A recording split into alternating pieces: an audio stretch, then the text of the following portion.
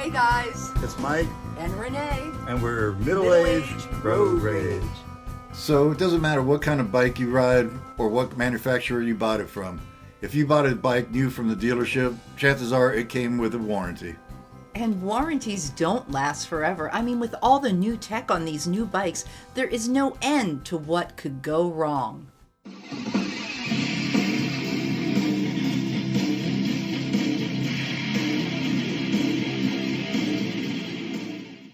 Are extended warranties on motorcycles worth it?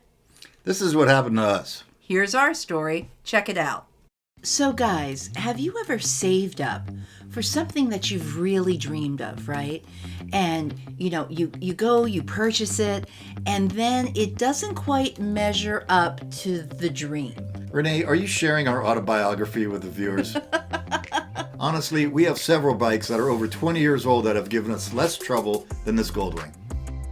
You know, sometimes a model that's talked about as being bulletproof sometimes isn't bulletproof. It gets shot down, right? Even though we've always been fans of the flagship model, the Goldwing from Honda, our luck with this bike has been anything but trouble-free, as our bike first developed issues with only 400 miles on the odometer. That's right, that's right. I mean, it was super embarrassing to finally go out on a group ride with a brand new bike, and your bike's at a standstill, and everyone's kind of staring at you. Yeah, and it was other Goldwing riders, too. So you throw in a couple recalls, and you can see why it did nothing to boost our confidence in this bike. Yeah, just like when I was trying to build confidence, even learning how to handle a big old bike like the Goldwing. I was used to little bobbers before. You did great. We had some recent trouble that reaffirmed the reasoning behind us deciding to get an extended warranty on our Honda Goldwing. Now? Yeah, because we're 300 miles from home. So we'll see how it holds together. Hopefully. Yeah, that's a clip where Mike had to inform our fellow riders that our bike was stuck in reverse while we were 300 miles from home. Great feeling. Yeah, great.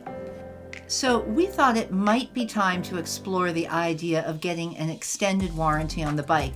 And then strangely enough, out of nowhere, a guy called from the dealership where we bought our bike, informing us our warranty was almost up and would we consider a purchase of an extended warranty to extend our protection plan. Now, not to be long-winded here, and I know Mike's going to say, too late for that, right?